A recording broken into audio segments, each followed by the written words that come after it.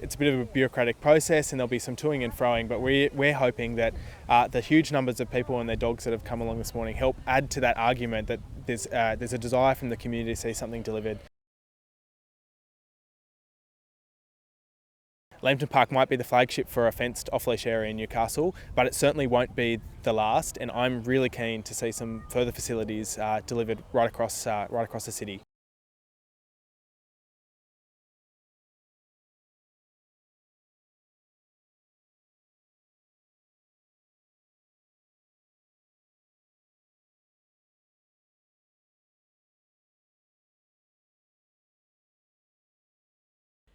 They're the giants of the deep who know how to pull a crowd. And at this time of year, many eyes are focused on one of nature's most extraordinary shows, the annual whale migration.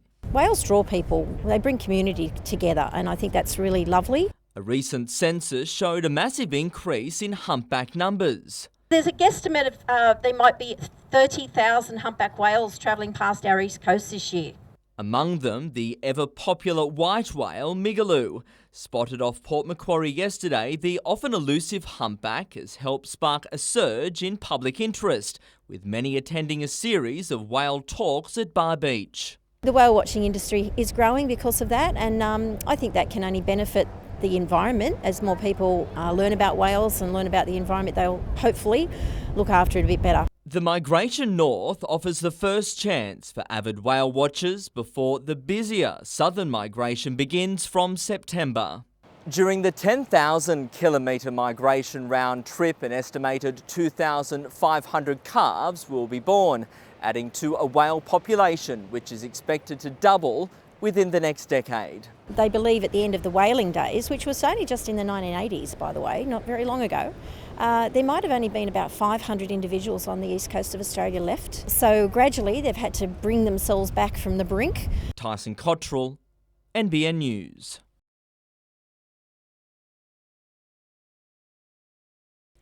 These blocks have built up a giant following. This year's Brickfest was bigger and better than ever. I think there's about 60 exhibitors here today. The first shows that we did only had 15 to 20, and so it's tripled in size. Newcastle itself was the main attraction, the exhibition highlighting our export hub to the ever-changing skyline. All up, an estimated 500,000 bricks contributed by more than 30 passionate enthusiasts. We started planning this about 12 months ago. After the end of the last show, Lego released these big bucket wheel excavators that you see at Kooragang, and we thought, well, this is a good opportunity to do something local to Newcastle. While the masterpieces were off limits, the next generation was encouraged to get hands-on, from building their own creations to satisfying a need for speed. Superheroes and Star Wars characters were also brought to life, the crowd divided over the best attraction. The Lego Speed Build, yeah, we took part in it. The Lego Speed Build would probably be the favourite. I like the dragons. The waterfall. Pretty cool to see all the things people come up with. Over the past 3 years, the event has raised more than $30,000 for schools and local charities. 2017 is no different. All the money that's being raised today goes to the local schools, and I believe they're looking for more schools to apply for next year. So if people are interested in registering, they can contact Rainbow Bricks via their Facebook page. Meredith Gibbs, NBN News.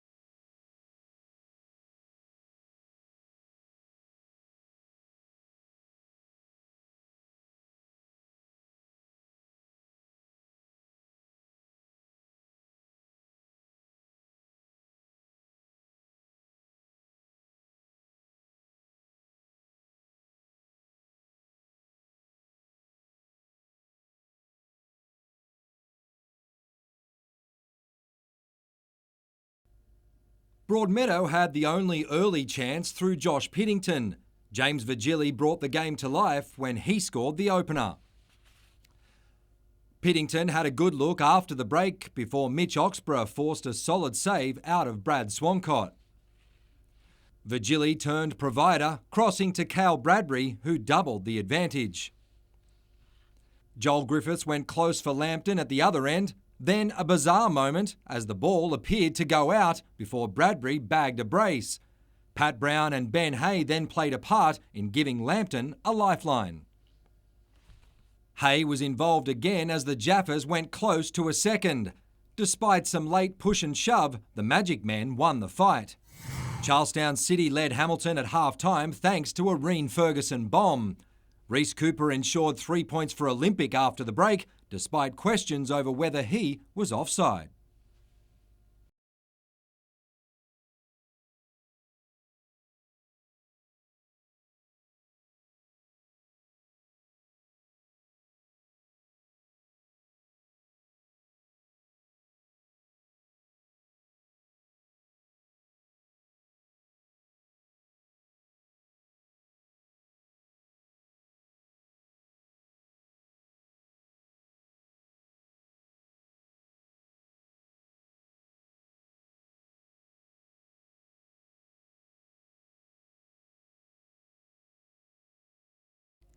It wasn't the best start by the Sea Eagles, and the ladder leaders made them pay.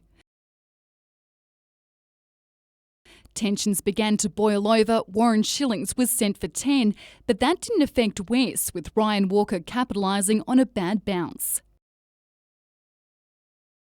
It opened the floodgates. First came fullback Brad Tye, then Mayo Utah, and the onslaught continued after the break. Before Kyle Kennedy finally gave the home side something to cheer about. But while the scoreline continued to blow out, 2 tries in the final 4 minutes for Lakes eased the pain slightly. Western Suburbs, the runaway winners by 28 points. Meredith Gibbs, NBN News.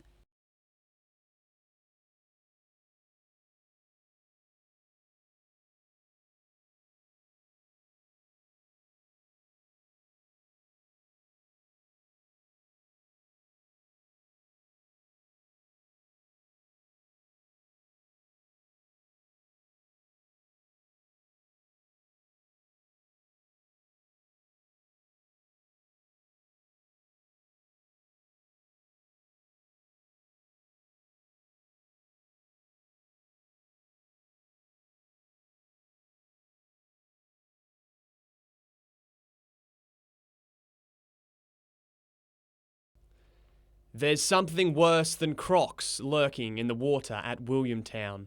But now residents have found a friend in One Nation Senator Brian Burston. He's promised to block budget measures unless the government buys out red zone residents. In a statement, Senator Burston says it is imperative that the federal government acts immediately to address this situation.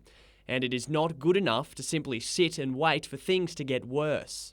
It's a thought shared by locals on the back of explosive new health concerns that the RAF runoff contains cancer-causing agents. It's been a real shock. It really has a massive shock to myself and everyone along here. I had no idea that the amount of cancers along this road was as bad as they were. Desmond Maslin raised his children at this property on Cabbage Tree Road. They spent hours playing in the dam and now he fears the worst. His neighbour, John, suffered from Hodgkin's lymphoma several years ago. He believes is directly due to the red zone contamination. He fears his wife and kids will suffer a similar fate. They've been here since our little fellas, so they've got it. Whatever I've got, they've got. Residents say more than 20 people here on Cabbage Tree Road alone have been diagnosed with serious illnesses, including cancer, over the past 15 years. And they're concerned more people will fall ill. I think it's going to grow. The numbers will grow because people like myself that thought, oh, this is just me getting old, now will be able to come out and put their story to it as well. The Defence Department didn't make a comment. Alex Heinke, NBN News.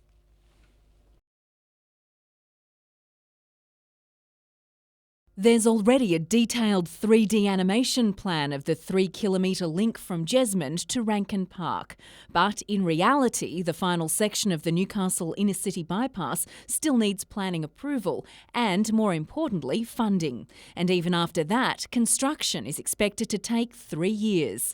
In the meantime, Newcastle Road from the Jesmond roundabout to Lookout Road at New Lambton Heights and on to Rankin Park are becoming increasingly congested.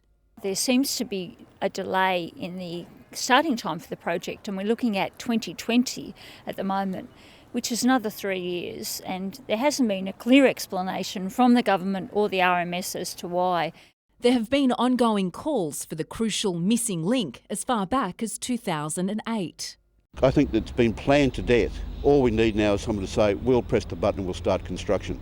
This is an absolute must for Newcastle, and it should be top of the priority list. 9 years on, not much has changed, and that's unacceptable according to the Health Services Union, with the hospital site often gridlocked. When it comes time to finishing their shifts, it's taking anywhere up to 45 minutes or even an hour to leave the hospital site. Calls for a full interchange rather than the planned half interchange accessing the hospital to relieve that congestion seem to have been heard. This afternoon, the state government told NBN News there will be a ministerial announcement later this month. Jane Goldsmith, NBN News.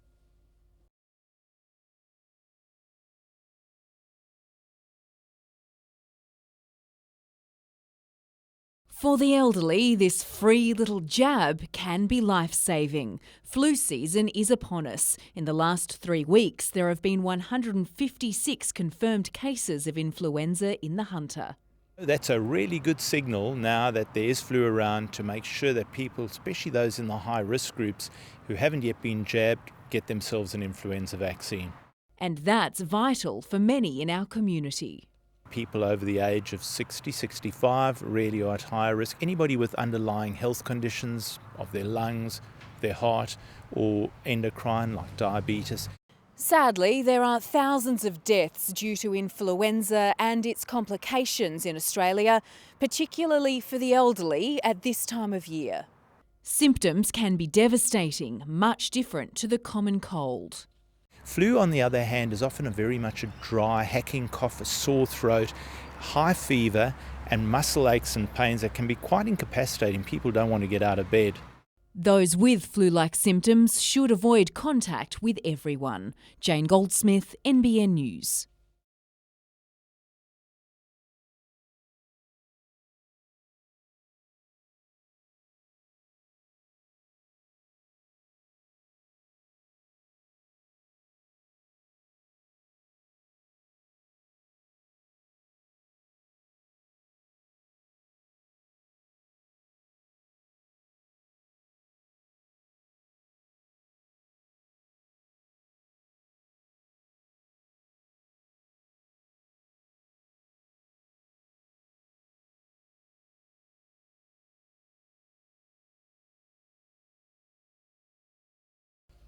Every 5 minutes, one Australian is diagnosed with type 1 diabetes. And while the Hunter has one of the highest rates in the country, it's also leading the charge in improving treatment. Here at the Hunter Diabetes Centre, a number of world-leading clinical trials are currently underway, including screening relatives of type 1 sufferers, potentially identifying symptoms up to 10 years before they appear, as well as the use of new medications. We're looking at an improved method of delivery of a medication for people with type 2 diabetes. Diabetes is a condition where the body can't maintain healthy levels of glucose in the blood.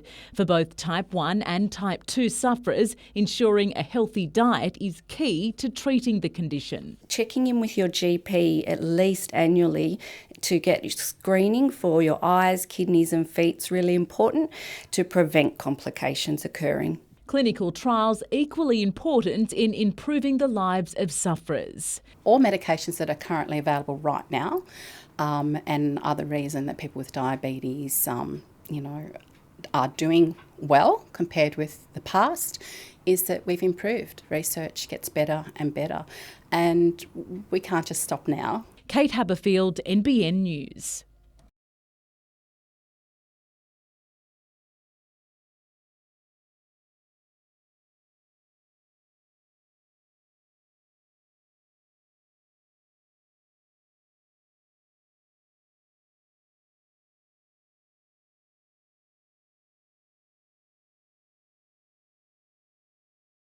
I feel extremely blessed that that I've received not only the key to Newcastle, but I also feel honoured to be part of such a great diverse community. And Newcastle is just, it's always home for me, and it's going to continue to always be home. There's so many great things that Newcastle has to offer, and I want the world to know, and they will know.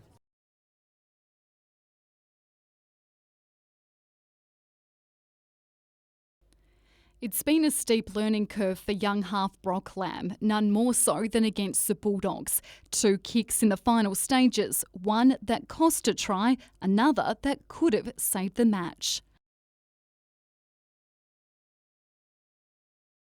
He's shattered, but everyone's shattered, and it wasn't Lamb that lost this game. He played really well. The players aren't the only ones rallying around the 20-year-old, fans taking to social media to show their support. Plenty of questions after the match about why experienced playmaker Trent Hodkinson wasn't the one to take the potentially game-changing penalty. My message was, if Hocko thinks he's got the distance in him, take it. If he thinks it, go with Lammy. Lammy actually strikes the ball really, really well. Last night, Hodkinson admitted in hindsight he may have made a different choice. I thought the penalty was on the 40-metre line, and obviously Lammy's got the bigger boot, so he slots him over there at training all the time. And when he lined it up, it was on the 30, and then I didn't want to then take it off him. He was zoned in, so I probably should have taken that one. Lessons were learnt right across the park, inexperience once again a factor in key moments. We had Mitch Barnett's silly penalty in the first half, which cost us 2 points. At 18-8, when we were right in control with 8 minutes to go, we had him down there, and Danny Levi stood in front of the referee.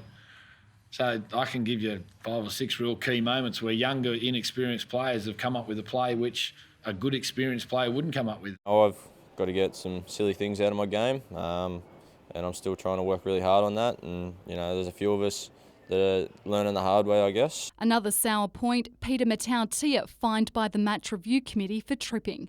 Meredith Gibbs, NBN News.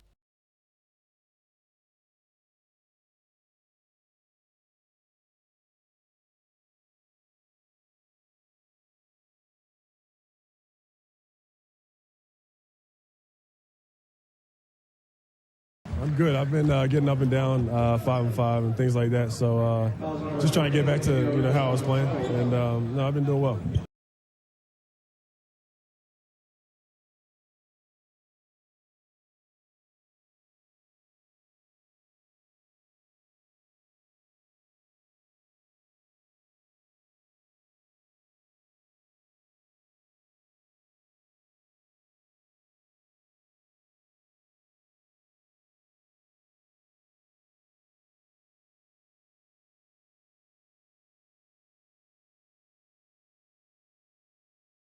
I had a little bit of a hiccup yesterday and lost a lot of confidence going into today, but I wanted to go in strong, and the first dive I think it was okay for me, but the second dive I just lost a little bit of a grip on it, and I let the pressure take over, so not again.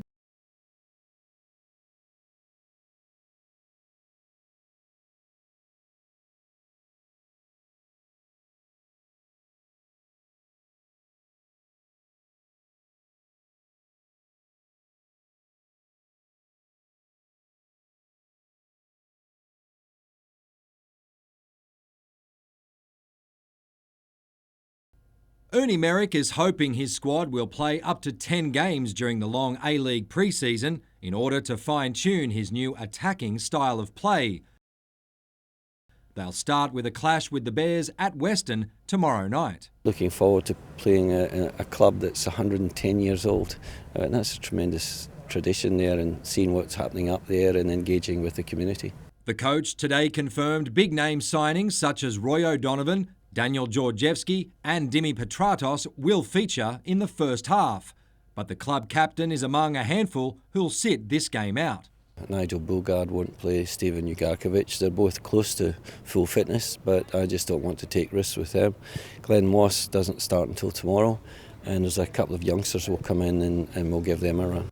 Fellow defender Nikolai Topor-Stanley will wear the captain's armband in Bogard's absence, while English import Wayne Brown will get an early chance to stake his claim for a place in midfield in the starting 11. Wayne has come back pretty fit. He hasn't put on weight, which is always a danger with the deep-fried food in Britain. I'm well aware of that, but he looks pretty fit. I wasn't going to play him, but he performed so well today, he'll definitely have a run at some stage. A host of younger players such as Joe Champness, Costa Petratos, Daniel Alessi and Mario Chabau will get their chance in the second half. Well, they're youngsters or not, they're fighting for a place in the starting 11, so I expect the standard to stay very high. Kick-off is at 7 o'clock.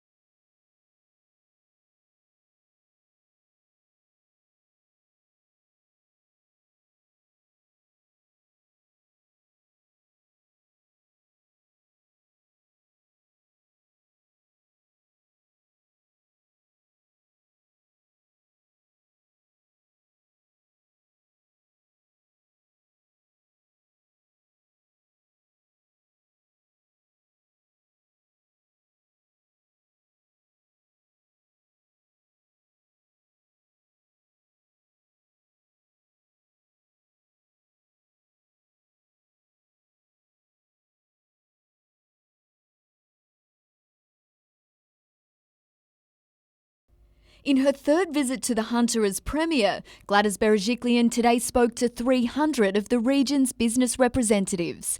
Newcastle's revitalisation featured heavily in her address, saying she's proud her government made the difficult decision to do it. Light rail has been key to its transformation, and claims by local Labor MP Tim Crackenthorpe that the government is hiding something about the cost were quickly hosed down. Oh my gosh.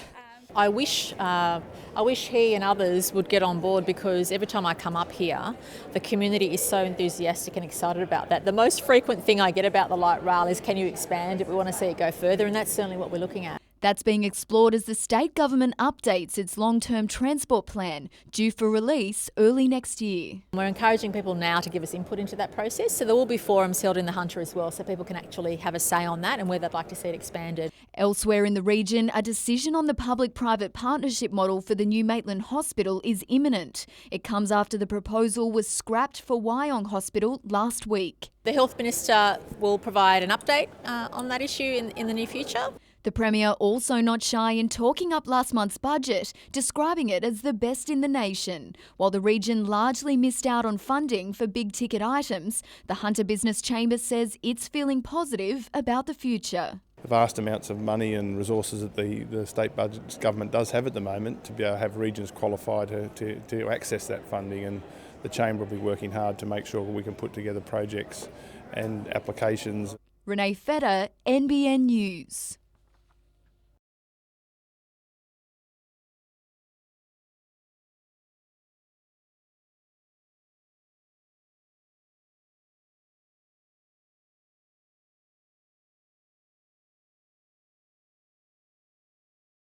It's a big concern for people because their water bills are going up, the amount of money that's being spent on infrastructure is going down, and at the same time the government's doubled the amount of money they are ripping out of this company.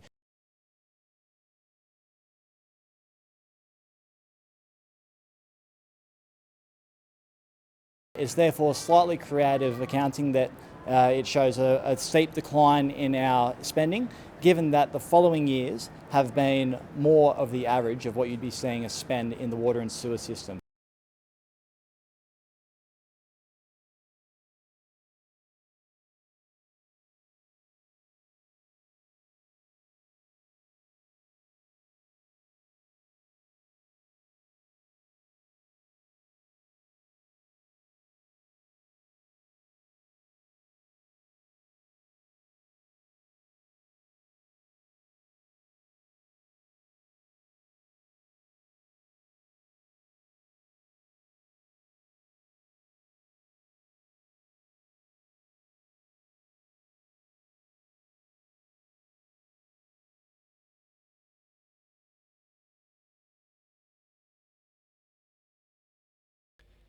Construction works. They are becoming a familiar sight as CBD streets become race ready ahead of the Supercars event later this year. This Saturday, parts of Hunter and Watt Streets will have their power cut for 8 hours as lights and electrical work is done. You wouldn't blame affected businesses for being angry, but instead of resisting, some are actually embracing it. In terms of that power outage on that particular day, it's not going to inconvenience us a lot at all. With outages expected from 8:30 in the morning onwards, Soul Cafe's breakfast service for the homeless and disadvantaged will run as per usual. Nearby City Pharmacy uses fridges to keep important and often expensive medicine cool. But owner Bob says being off the grid won't hurt. I'm not fazed because I'm normally not open the hours that the outage is on. And once my fridge door is closed, and it's closed for those 8 hours, nothing's going to get varied in its temperature. Not everyone has been so relaxed. A nearby bottle shop claims communication from event organisers has been non-existent and says they've been forced to rent a generator to stay open. But Supercars say they're working on keeping solid relationships with business owners. It's a bit of short-term pain, but in the long term, the result they'll be left with in terms of what Watt Street will look like and the amenities that'll be supplied are going to be for a benefit for everyone there. It won't be getting any easier. On Thursday, most of Watt Street will be closed so they can redo the road, but even that won't dampen their spirits. There's a lot to look forward to if we can just hold on to some of the short-term pain. I tell you what, the city's shining and it's going to look brilliant and be brilliant. Alex Heinke, NBN News.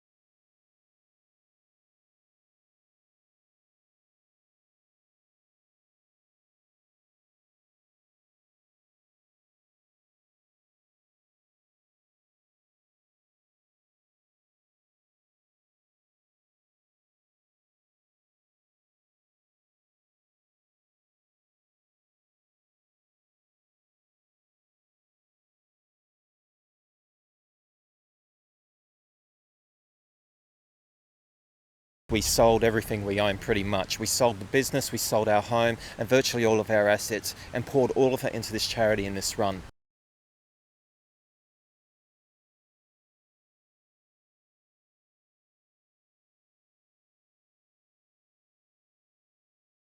Tiny steps in what is a remarkable tale of survival. Maya is a rescue dog in more ways than one. The German Shepherd Cross was struck by a coal train sometime Saturday morning. In freezing conditions, driver Taylor Williams discovered her on the brink of death. He sat with her until help arrived for 3 hours or something, and this is at 2 o'clock in the morning, so it wouldn't have been warm, and took his jacket off to put it over her to keep her warm. Well, if it wasn't for their actions, she wouldn't be here to have a chance at recovery.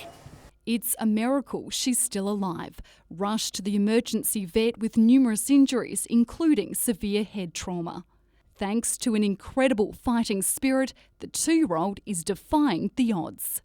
While brave Maya is making progress, she's not out of the woods just yet. She's still got a long road ahead of her before she can go home.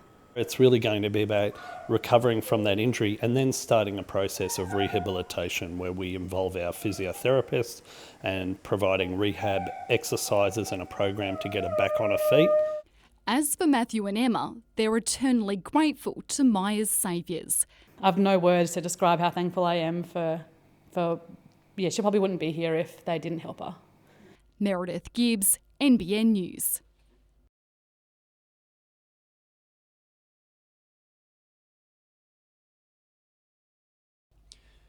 It was yet another heartbreaking loss for Nathan Brown and his Knights, but the coach remains focused on the big picture.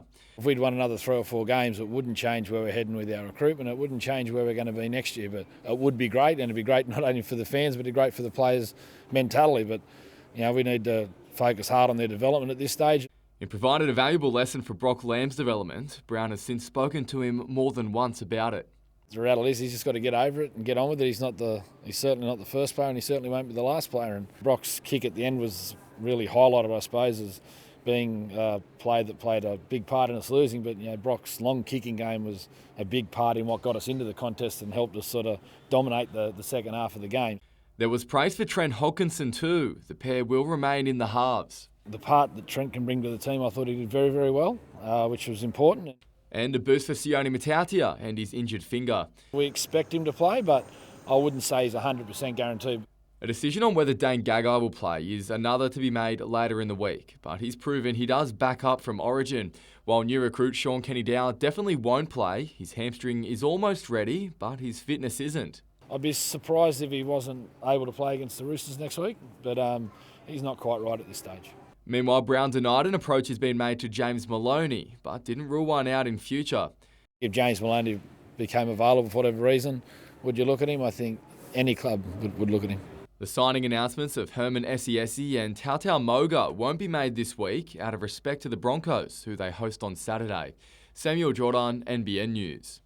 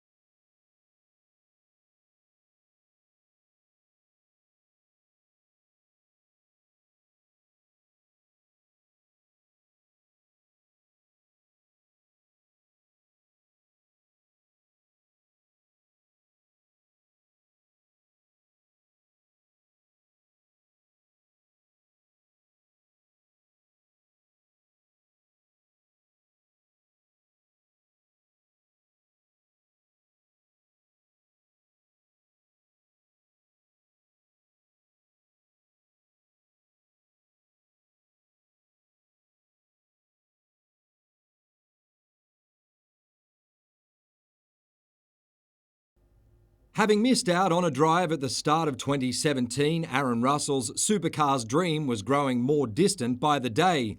Then last Wednesday, he received an unexpected phone call from his major sponsor, handing him a contract for races in Townsville, Bathurst and Newcastle. I was fixing go-karts at the time and helping a friend tile and that kind of stuff, and to just get the call up, it was a bit crazy, to be honest. I was like, are you serious? And he's like, yeah, get on a plane, you're going to Townsville. With almost no preparation, the 25-year-old was always going to face an uphill battle. He finished 22nd in race 1 and 25th in race 2. All in all, I can sit here and hold my head high. It was a big ask to go and jump in a car after 6 months and do it against 25 guys and girls that already had 6 months head start. Russell admits he and his crew need time to work on the car in order to be competitive. It's just about trying to be perfect, essentially, is the best word for it.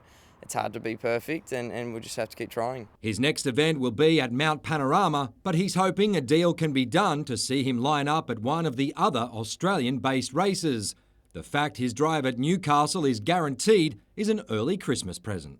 To be able to drive in front of the home crowd, it's just going to be such a crazy weekend, and I'm proud to say that I'm a Nova Castrian, so to be able to race here, I don't think I can put a word to say how excited I am to race here.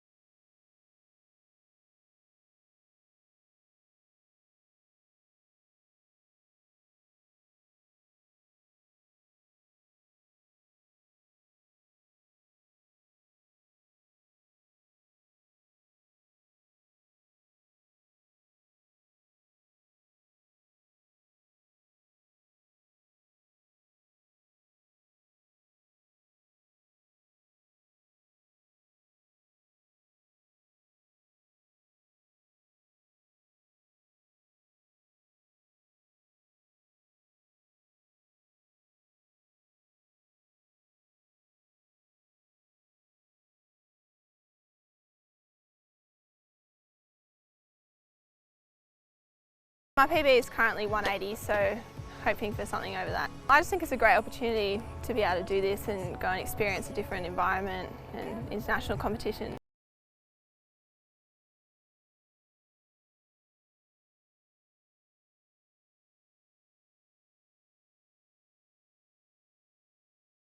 Yeah, I'm thinking about the World Under-20 Championships next year in Finland, so I think that's the next goal.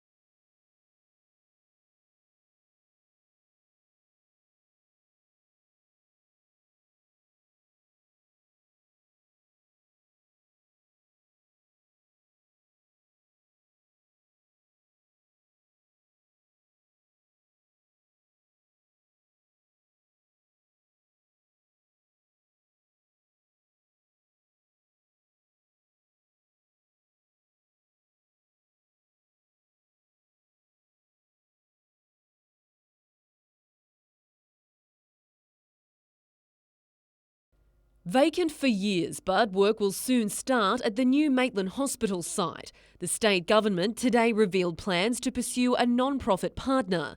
The announcement has been a long time coming. 2,337 days and counting, to be precise, according to Jenny Atchison's website, which records the time passed since the facility was promised. The Labor MP has been vocal in her quest to have a public hospital built. But today's news isn't sitting well with her or the union, which is concerned wages, conditions and job security could be on the line. Sick leave, accruals, all those sorts of things. We want to get guarantees that people who have been in the system for some time, supporting health workers, supporting the government's intentions, will be looked after going forward. All of their staff entitlements will be catered for under the new arrangements. That'll be part of the agreement that we enter into. There's also concern around possible limitations under a faith-based operator. In Victoria, St Vincent's Health Australia has said it will ban assisted suicide in its hospitals if legalised by the state government. The decision not to pursue a private partnership comes after a similar proposal was scrapped for Wyong last week. There, the government will solely fund the venture. Why is Maitland different? You have one model for the rest of the state, and now we're going to do something different here.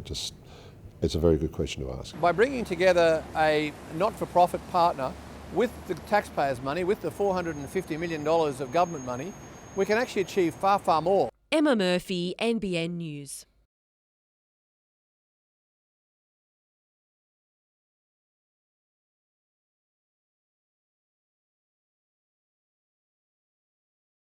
It's sitting at about 161 million tonnes a year now. It's got a capacity of over 210 million tonnes, so an extra 9 or 10 million tonnes, or wherever Shenhua ends up, if it does proceed, of course will add to the efficiency of the Hunter Valley cold chain.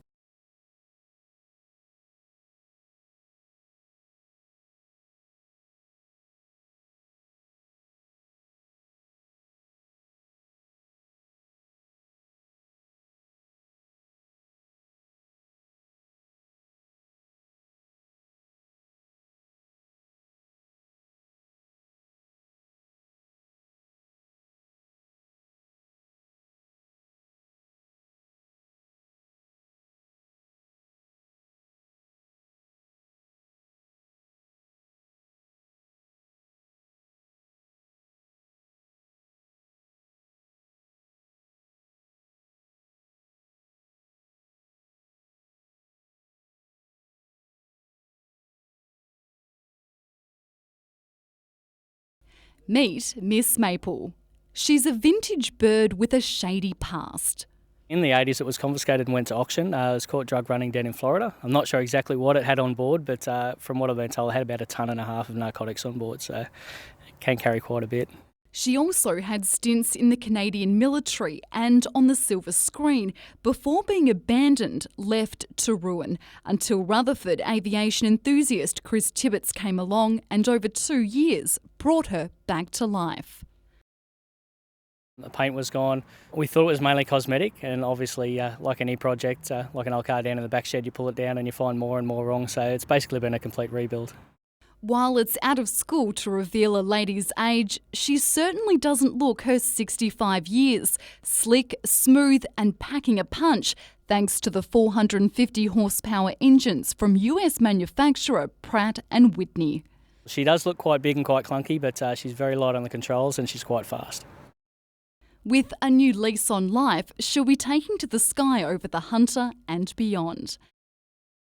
We're just going to fly it around locally, get some hours up on it, get it seen around the local area. It's going to start on the airshow circuit, and our plan is by the end of the year to hopefully be accredited to take people on adventure flights around and see Newcastle and Lake Macquarie from the air.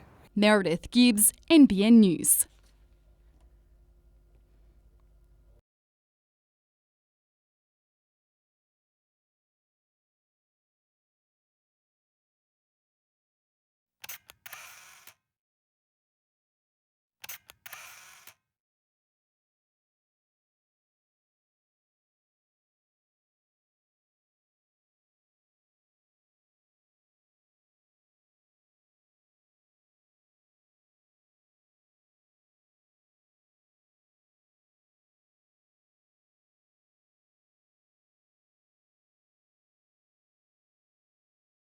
It was the focal point of another defeat for the Red and Blue, and heartbreaking for Brock Lamb. How are you handling that? Yeah, mate, I'm good.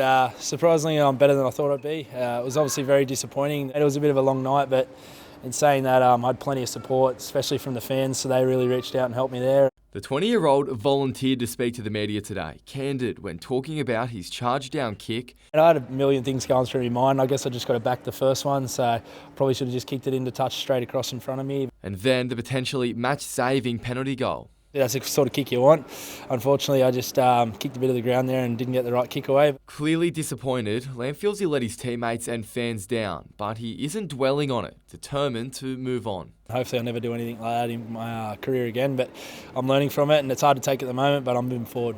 There were positives to take from his game, namely the combination with Trent Hodkinson, who turned in one of his best outings in recent times. He's got a really good short kicking game and it's probably one of his best attributes. We're pretty close on and off the field, and like you said, he's very experienced, so he does help me and tip me up if I'm doing things wrong and tip me up when I'm doing good things. They'll be back in the halves together against the Broncos on Saturday, a clash Lamb is looking forward to more than most. I've got a chance to move forward this week and I'm just going to really focus on nailing my job this week. Samuel Jordan, NBN News.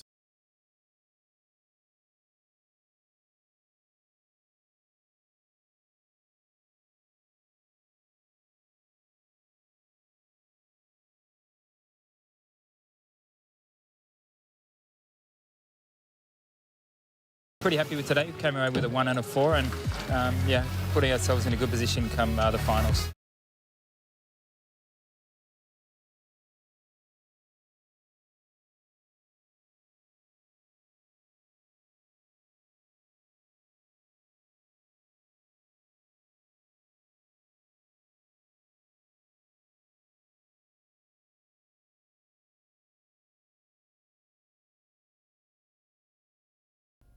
A solid crowd braved the cold to watch new signings make their Jets debut. Roy O'Donovan wasted no time endearing himself to the locals. Before the Bears, Lachlan Rose fired the game's first shot. Newcastle broke the deadlock inside 15 minutes, Dimi Petratos combining with Andrew Naboot to set up O'Donovan. Daniel Georgievski found a creative way to use his head, and O'Donovan went close to a brace midway through the half. Ben Kantarovski teed up Nikolai Topor-Stanley, who should have gone closer. Petratos capped off a solid half with a cracking strike that rattled the crossbar. O'Donovan hit the woodwork at the other end shortly after the restart.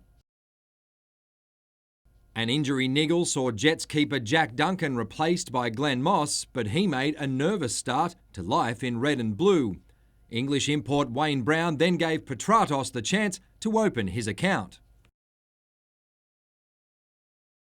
O'Donovan had an opportunity to make it 3-0 before he was part of a four-way swap.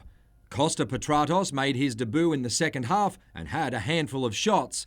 Jacob Golding and Chris Hurley created a late chance for Western, but 2-0 was how it stayed. I was impressed with the way our new players settled right in. Nikolai Topor-Stanley and up front Roy O'Donovan was always a threat. Dimi Petratos has only trained for a week but has already shown what he can do. The Jets' next game is against Broadmeadow in a week.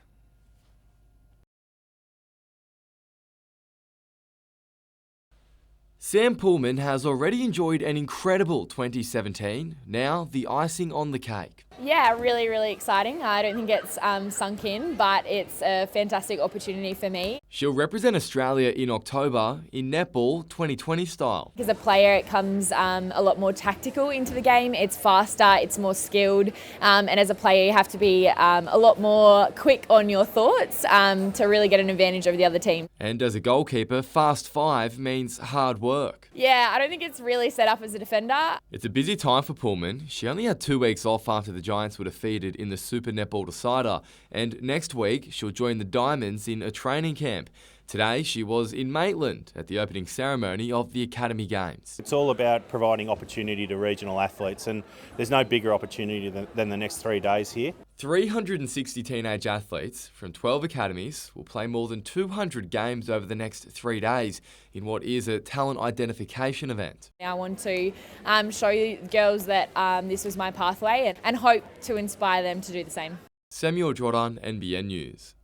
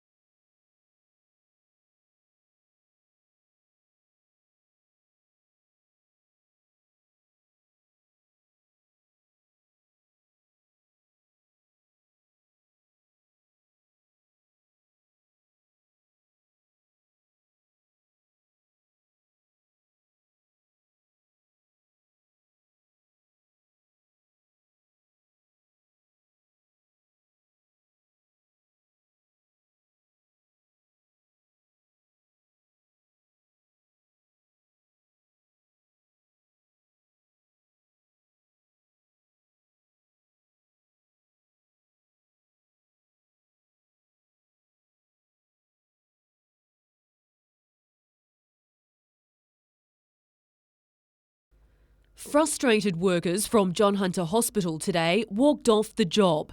They say Hunter New England Health has ignored formal letters of complaint over workplace bullying made by Health Services Union members against hospital management.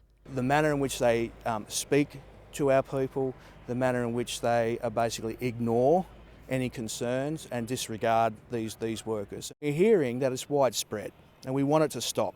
The members here are also taking a stand for a former employee they say was unfairly dismissed 4 months ago. That case is before the Industrial Relations Commission. Aware of the planned stop work meeting, the IRC this morning directed the local health district to speak with the HSU about the complaints. It also instructed union members to return to work or have their former colleagues' hearing pushed back.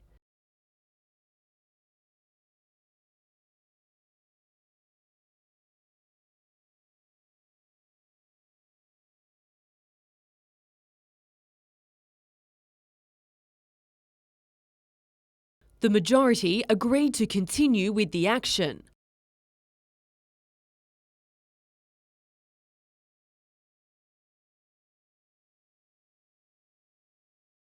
The protest was forced to disband at midday after a second order by the IRC. The hospital's general manager says Hunter New England Health has been in ongoing discussions with the HSU regarding the complaints and is continuing to participate in the commission process. Emma Murphy, NBN News.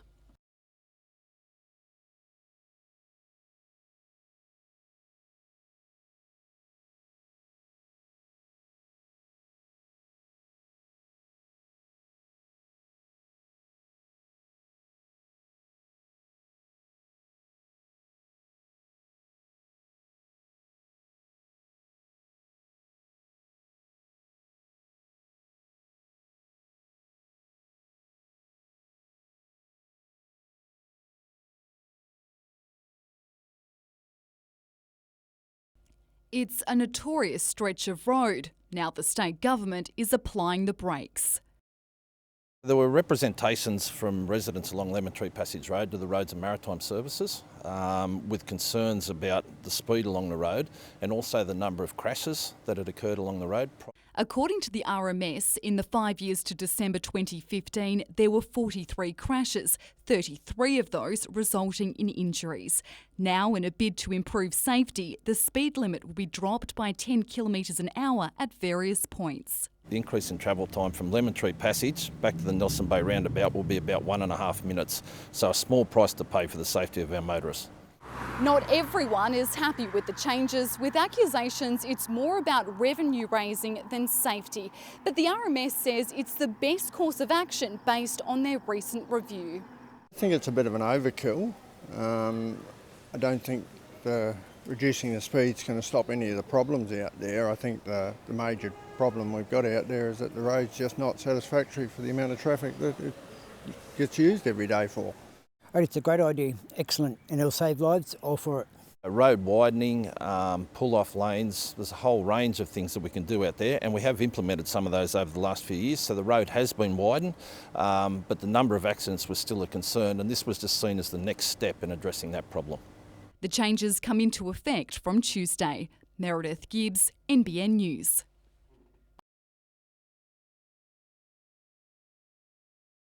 From Scott Street to Wharf Road, Stevenson Place and Nobbies Road, the imminent parking changes are significant and wide-reaching. We'll be changing 90 spaces. It means that residents will now have a much better chance of being able to get a car space. All-day parking at several key locations will soon be no more, with time lengths to be slashed for everyone except residents. Now there'll be a much higher turnover of car spaces. Parking on Nobbies Road will soon be reduced from 12 hours to just 2. That's along with several spaces on Scott Street, with others there to be halved, while parking at Parnell Place will be slashed to 2 hours. From the weekend, this area right below Fort Scratchley will become 58 temporary parking spaces, available 24/7 to residents here in Nobbies Road and also Parnell Place. Current 2 and 4 hour parks on Wharf Road will be extended to 8 hours, stretching to Watt Street. Work along there for the Newcastle 500 is up to 8 weeks ahead of schedule. We'll be able to bring forward the majority of the Watt Street work so that it's all finished before the end of August. Tyson Cottrell, NBN News.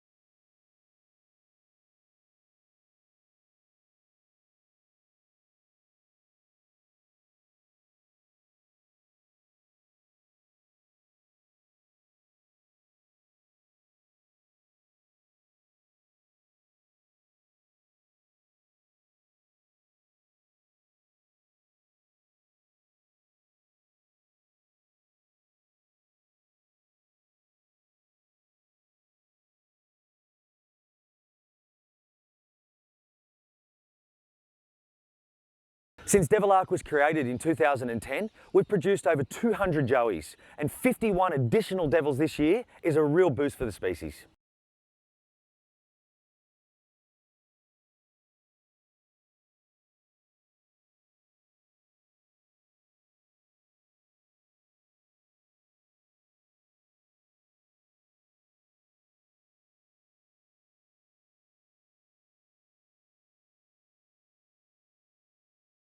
So surreal. It's yeah, I've never received an award at NRL level or anything like that.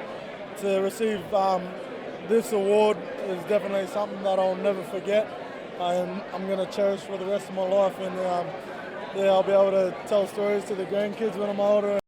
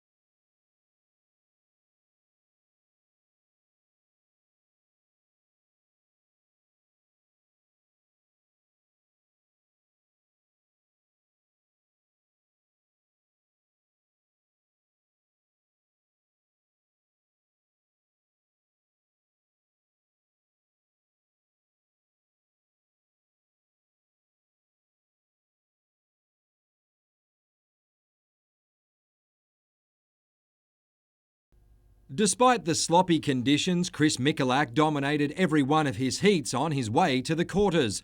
He made light work of his rivals in round 5, but still wasn't sure he'd won. Stoked. I think I got a couple of right scores in that one, so try to get better and better each heat. His momentum looked like continuing at the business end, opening with a 4 and a 6, then adding a 7.5. But when his Hawaiian opponent got the wave of the day and scored a 9, Michalak's contest was over. To sailing and another day of consistency for Lake Macquarie's Will Ryan and teammate Matt Belcher at the 470 World Championships. The Olympic silver medalists grabbed a 9th and a win to retain 2nd overall. The Australians must stay inside the top 10 to qualify for the medal race.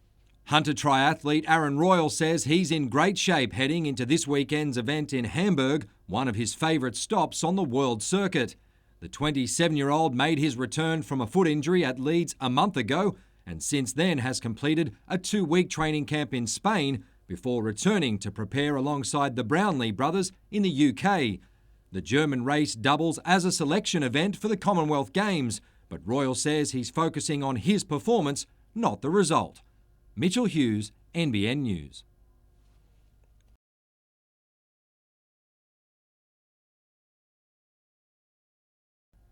The last time they met, the Mustangs outclassed the Hunters by 9 in Newcastle. A win this weekend in Maitland would see the home side with 1 foot in the playoffs and 2 hands on the cup. Every year we look forward to this Kibble Mellon Cup, and for once in the last couple of years we've got a chance to take it home, and for a Maitland kid like myself, it's huge. Last on the ladder, the Hunters are treating the game as a grand final. We're going to come out hard, playing hard, and leave everything on the floor and just try to win the game, honestly. Last time around, Maitland's American import Tyler Munro had 33 points and 17 rebounds. In an ominous warning, he believes he can top that effort. I've had some of my best numbers actually towards the end of the season, so that's usually what you want to aim for. You want to get progressively better and better. He got good skills. He crossed the boards hard. You know, he's a good big man in this league, and you know we got to work hard to keep him off the glass. Jack Edwards is a Mustangs junior who's endured the tough times at Maitland over the past few years. He believes containing Newcastle's young players is the key to victory. With the fresh legs that they got from their youth, they're quite quick, and we'll have to get on top of that quite early. Mitchell Hughes, NBN News.